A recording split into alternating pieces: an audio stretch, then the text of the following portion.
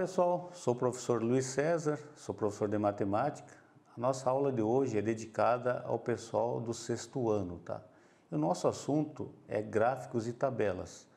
Gráficos e tabelas é a primeira vez que você está vendo falar no sexto ano, você não viu no quinto ano, tá? Mas é só para você ter uma noção e depois nos demais anos isso vai ser aprofundado para vocês, tá? O que é um gráfico, gente? Gráfico nada mais é do que uma representação geométrica, de forma geométrica, tá? Uma informação precisa de dados que alguém quer passar para você, para o leitor no caso, né? No dia a dia a gente vê na mídia, na televisão, na internet, diversos gráficos que nos cercam. Então todos eles querem passar alguma informação, só que a informação precisa, uma informação exata que alguém inseriu esses dados ali. Bom, existem vários tipos de gráfico. Eu coloquei aqui três, os mais comumente usados. Ó. Por exemplo, esse que está na tela é o gráfico de barras, tá? Você vê as barrinhas ali. Esse outro é o gráfico de linhas e também tem o gráfico em formato de círculo, que é o chamado gráfico em forma de pizza, que a gente, professor, chama assim, tá? Ele é mais usado para informar porcentagens. Vamos fazer aqui um exemplo de tabela, já que o assunto é gráficos e tabelas. Olha só, digamos que a gente tem essa bagunça de bolinhas coloridas, tá bom? A gente quer organizar. Se presencialmente eu estivesse com vocês, eu ia perguntar como que a gente pode organizar essas bolinhas. Acredito que alguém me responderia, professor, vamos fazer por cores. Exatamente, gente. Eu já deixei preparada aqui uma tabela ao lado, gente, para não perder muito tempo. Olha só. A coluna da esquerda está separando as cores e a da direita nós vamos colocar a quantidade por cores. Digamos que a gente contou e tem 200 bolinhas amarelas, tem 150 bolinhas vermelhas, 100 bolinhas azuis e 50 bolinhas verdes. Então você viu que já está organizado nessa tabela a quantidade por cores. Você já pode saber o total de bolinhas. Tem 500 bolinhas. Então esse é um tipo de organização. Tá bom, pessoal? Bom, pessoal, vamos fazer aqui um exemplo de gráfico de barras, tá? Para você ter a noção de como se constrói um gráfico. Primeiro de barras. Usando a tabela anterior, a gente vai fazer um eixo horizontal para representar as cores e um eixo vertical para representar a quantidade. A gente sabe que são 150 bolinhas vermelhas, então no eixo horizontal a gente vai colocar a cor vermelha e no eixo vertical a quantidade, que são 150. Unindo esses dois pontos, a gente desenha a nossa primeira barrinha para organizar, para quem lê esse gráfico ver que são 150 bolinhas vermelhas. Da mesma forma, azul, são 100 bolinhas azuis. Então, no eixo horizontal a gente representa a cor azul e no eixo vertical o 100 abaixo do 150, né? E traça a nossa segunda barrinha para representar as bolinhas azuis.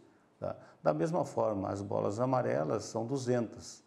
Então, no eixo horizontal, a gente representa a cor amarela e no eixo vertical, a quantidade, que são 200. Traça a nossa terceira barrinha para representar a quantidade de bolinhas amarelas.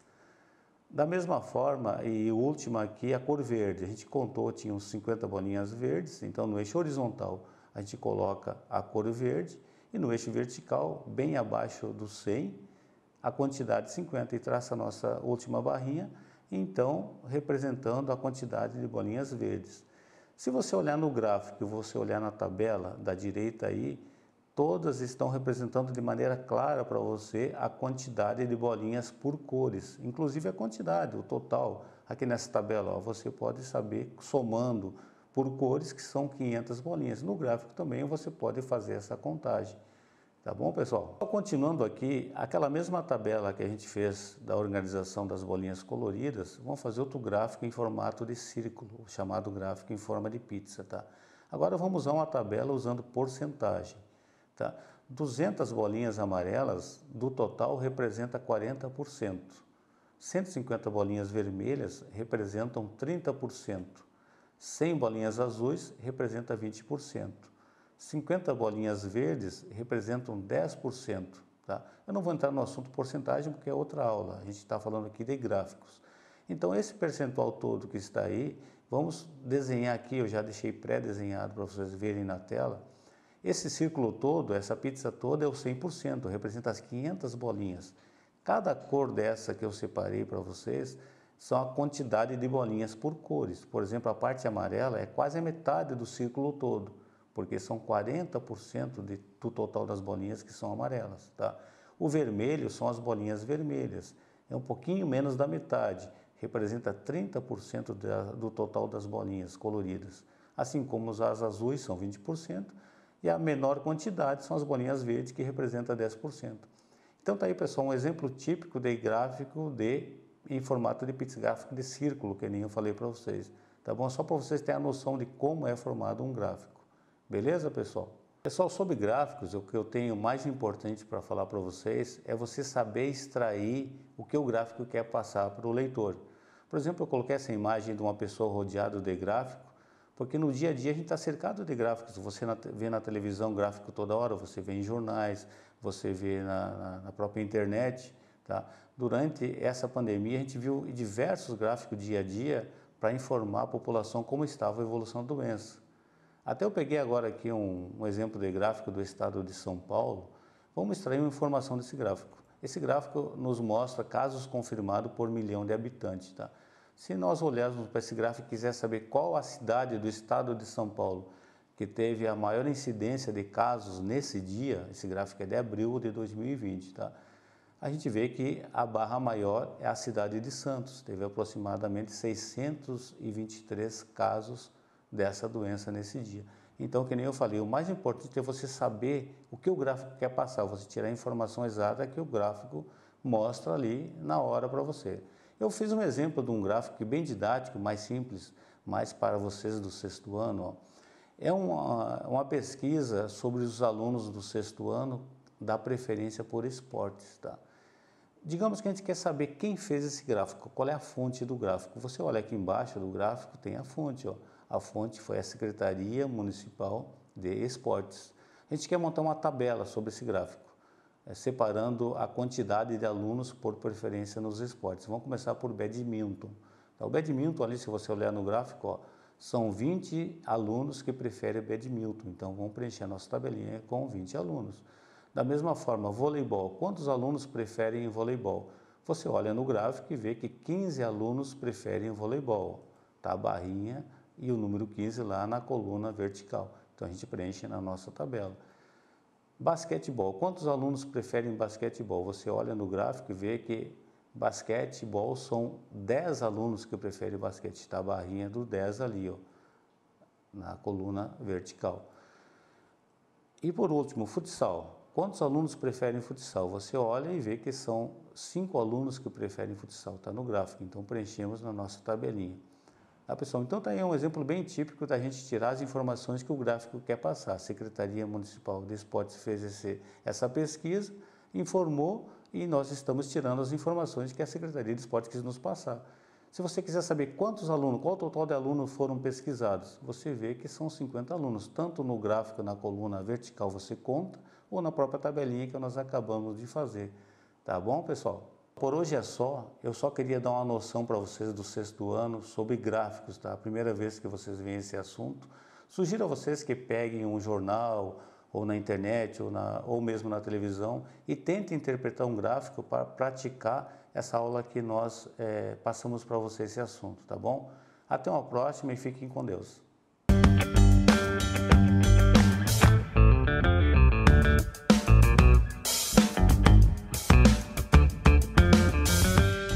E agora, na aula de linguagens, continuamos trabalhando na mesma aula interdisciplinar sobre gráficos e tabelas, unindo mais uma vez matemática e português. Afinal, no universo, o conhecimento não se apresenta separado. Todas as áreas do conhecimento estão juntas desde o princípio. Esta junção de disciplinas aqui na sua aula ajuda muito a você, nosso estudante de 6º ano, a entender os conteúdos. Estamos fazendo uma aproximação, um milkshake entre as disciplinas. Na matemática, o professor Luiz, com ele, você aprendeu como se monta uma tabela com os dados que se tem. Nas linguagens, o que procuramos ao olhar uma tabela é visualizar corretamente os dados mostrados, é interpretar os dados. Vamos juntos? A tecnologia é algo que sempre esteve presente na vida do homem. Abrange desde os primórdios até e principalmente os dias atuais. Então, desde que inventaram a roda, o rádio, muita coisa aconteceu. Cada vez mais aumenta a sua relação, a relação do homem, o ritmo, a evolução, os tempos. Na aula de hoje, vamos falar sobre o desenvolvimento da tecnologia, pois este desenvolvimento dividiu muita opinião das pessoas. E no decorrer da aula, vamos entender mais por que isso aconteceu. Vem? No mundo moderno, a tecnologia está à nossa volta. Automóveis, computadores. Veja na telinha a evolução dos computadores desde 1984. Tá ligado?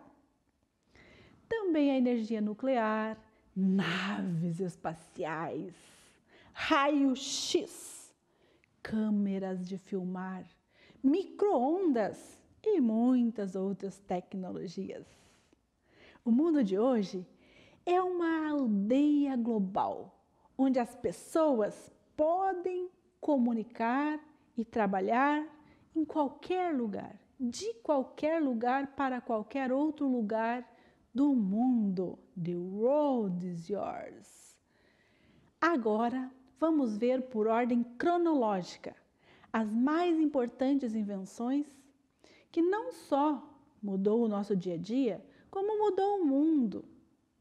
Passamos a viver em um mundo melhor, onde não há fronteiras, por exemplo, para a comunicação, para se comunicar.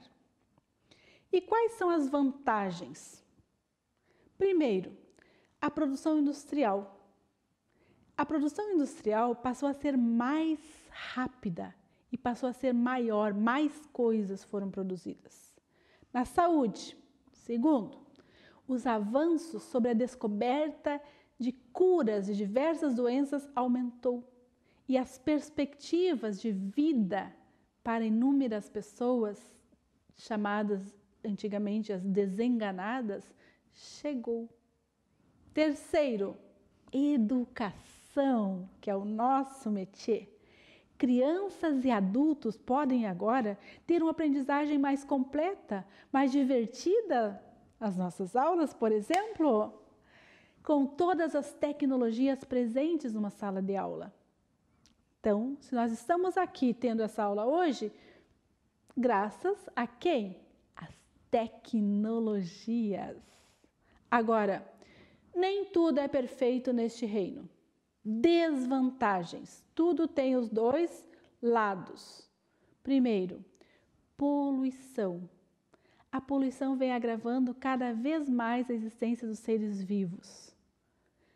Mal, este consegue se controlar, evoluir, e um problema pode ser resolvido, mas ele acarreta a poluição. O desemprego, que é um problema social. Com a evolução da tecnologia, a substituição da mão de obra por máquinas cada vez mais potentes, as pessoas ficam sem as suas vagas. E também aumenta os níveis de desemprego. O desemprego se alarga, ganha outras esferas. E na educação? A evolução da tecnologia veio para melhorar ou para piorar? O que você pensa a respeito? Agora, imagine que você tem a missão de informar esses dados para seus colegas de turma, de forma que eles também compreendam o problema da evolução das tecnologias e também a quantidade de estudantes analisados. Como você poderia cumprir essa missão? Há alguma forma mais eficiente de apresentar esses dados? Qual seria? Bom, já que nós estamos hoje aprendendo sobre gráficos e tabelas, eu vos digo, a melhor forma para demonstrar é através de gráficos e tabelas. Como estamos vendo agora, nesse gráfico circular, mais conhecido como gráfico de pizza, estamos mostrando na telinha. 98% dos alunos pensam que a tecnologia veio melhorar o mundo. Mas é sempre uma opinião divergente, que diz que a tecnologia veio para piorar o mundo. Pois se não fosse ela, tudo seria calmo, tranquilito nomás. Mas, na nossa opinião, a tecnologia faz-nos muita falta. Não só para comunicar, mas também para termos um modo de vida mais fácil. Apesar de fácil, nem sempre ele pode ser o melhor caminho a seguir. Será que tem bastante gente usando o celular para acessar a internet? O que você acha? Agora, no próximo gráfico, estamos analisando o uso do celular para a internet. Quantas pessoas usam, quantas não usam. E agora nós estamos apresentando na telinha um gráfico de barras verticais, que você vê é a pesquisa de estudos sobre tecnologias da informação e da comunicação sobre o uso do celular para acesso à internet nos últimos 3 meses. Dados quentinhos para você. Observe que o gráfico leva em conta a faixa etária, que é a idade, e a classe social de um total de 14 entre 568 usuários analisados. A vantagem de demonstrar o uso das tecnologias ou de qualquer outra coisa, utilizando-se de gráficos demonstrativos, é a clareza na visualização dos dados, que não deixa dúvidas. É só olhar e ver. Olhe o gráfico e você verá a importância que tem essa tecnologia. O que você vê? Por exemplo, de 10 a 15 anos, de cada 100, que é o total, 100%, 33 crianças e jovens usaram o celular nos últimos 3 meses. Quer saber o percentual de outras idades? Continue olhando o gráfico. É simples e fácil, não tem erro. Um estudo realizado pela Chicago Booth School of Business, iniciativa de 5 anos atrás, diz que o Facebook, o Twitter e outras redes sociais têm uma capacidade de viciar superior à do cigarro e do álcool. Pasme. Porque, entre outras coisas, acessá-las é simples e gratuito. Além disso, se o próprio pai do iPad, iPod, iPhone, Steve Jobs, não deixava que seus filhos tivessem muito contato com a tecnologia, limitava o uso deles a 2 horas diárias, seria porque, provavelmente, imaginava que as redes sociais poderiam afetar os mais jovens. Você, por exemplo. A verdade é que, no parecer de muitos especialistas, o uso das redes sociais, incluindo aplicativos de mensagens instantâneas, esses que você manda toda hora, pode chegar a criar sérias dependências e consequências, entre elas a ansiedade, o distanciamento da vida real. Tem pessoas que não conseguem mais falar ao vivo com as outras, é só... E das relações familiares. Um filho fala com o pai por um celular, sendo que o pai está na mesma casa. Tem também consequências como a depressão. A pessoa se isola, se fecha, não sabe mais viver a vida real. A irritabilidade, se irrita facilmente. O isolamento, se fecha num quarto da casa e ninguém pode nem chegar perto. E também a perda de controle. A pessoa não tem mais noção do que ela pode e o que ela não pode fazer. Ela não consegue mais parar. A perda de controle no momento de parar e de voltar para o mundo. Fica só no mundo virtual. Mas o que realmente entendemos como dependência? Nosso amigo dicionário diz que o vício é uma dependência de substâncias ou atividades nocivas para a saúde ou equilíbrio psíquico.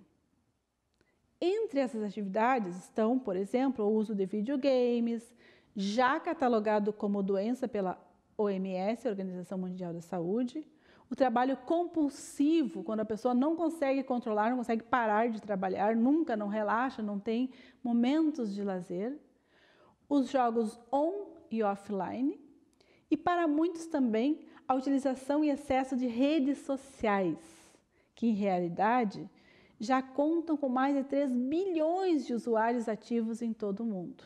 Bilhões, veja bem. Observe agora este gráfico que nós estamos mostrando de barras horizontais, que está sendo mostrado agora. As redes sociais mais consumidas em todo o mundo. Veja, embora cada país tenha preferência por uma rede ou outra, de acordo com o número de usuários ativos em âmbito global, essas foram as 10 redes sociais mais utilizadas durante o ano base de 2018. E esses dados são em milhões de usuários. Então, o Facebook tinha nesse período 2.234.000 usuários. Você ficou com dúvida sobre isso? Eu não. Pois essa é a vantagem dos gráficos. Mostrar com clareza os dados, de forma a não ficar nenhuma dúvida em quem interpreta, quem vê a informação. Está ali, está estampado. Agora, vamos analisar como funcionam as tabelas. Nós vimos até agora gráficos de barras horizontais, verticais, gráfico de pizza. E agora vamos ver as tabelas. O que é uma tabela? Os dados estão ali colocados de uma forma visual, de uma forma acessível. O tema para as tabelas será a evolução da Covid-19. A tabela que você vê mostra a distribuição da população e o número esperado de mortes por idade, comparando-se com a China e a Itália, em que 50%, 25% e 10% da população estão infectados pela Covid-19. A ferramenta permite ao usuário interagir com um grande volume de dados por meio de uma tabela simples e fácil de usar. Como interpretar esta tabela? Por exemplo, de acordo com a tabela 1, que você está vendo agora, na China, se 10% for infectado, poderão ocorrer 240.281 mortes. E seguem os números de acordo com a idade da população. Então, você continua olhando a tabela e vai vendo as outras possibilidades. Note-se que para todos os cenários, a maioria das mortes ocorre entre os mais velhos, que é o chamado grupo de risco. A princípio, as tabelas podem parecer mais confusas que os gráficos, porque você não tem a cor e o desenho que mostram. Mas se você prestar atenção, bastante atenção, verá que os dados estão bem claros. Os números não mentem. A tabela é, portanto, exata. Ela é muito exata. É aquilo que está mostrando e pronto. Agora vamos interpretar uma tabela do Brasil. O Brasil chega a 5.091.979 de casos e 150.488 óbitos causados pelo coronavírus. Segundo a Agência Brasil, nas últimas 24 horas, dia base 11 de outubro de 2020, às 20 horas e 24 minutos, foram registrados 12.342 novos casos e mais 290 mortes provocadas pelo novo coronavírus. 4,44 milhões de pessoas já estão sendo curadas. Isso é uma notícia boa. O Ministério de Saúde divulgou nesse domingo, dia 11, os números da Covid-19 no Brasil. Desde o início da pandemia, foram diagnosticados 5.091.979 casos da doença. Destes, 150.478 óbitos. É o que mostra agora a nossa tabela 2, que você está vendo, dividida por estados. Mas para dar uma visão bem realista do quadro de coronavírus no Brasil, podemos acompanhar neste gráfico que você está vendo o total de mortes por estado e a idade da população. Acompanhe agora, nós estaremos mostrando um mapa, que nas últimas 24 horas foram registrados 12.342 novos casos e 290 mortes. Outras 2.000.2 mortes ainda estão sendo investigadas e 474 mil pessoas estão em tratamento neste momento no Brasil. Ao todo, são 4,47 milhões de pessoas que já tiveram a doença e já estão recuperados. O estado de São Paulo tem o maior número de diagnósticos da doença desde o início da pandemia, com 1.037.660 casos e 37.256 mortes. Em seguida, vem a Bahia, com 325.957 casos e 7.128 óbitos. E assim terminamos nossa segunda aula para o 6º ano, preparada para você, uma aula atualizada sobre os nossos problemas e que você aprende pelo método da análise de dados, demonstrados em mapas, tabelas e gráficos. Esperamos que tenham gostado e percebido como é fácil interpretar textos e números dessa forma. Uma forma muito gostosa, muito fácil, muito nova. Ficamos por aqui hoje. Eu, professora Edinara Leão, despeço-me de vocês e aguardo-os em nossa próxima aula. Fique ligado. Em breve. Bye, bye. Educação em Cena e você. Tudo a ver.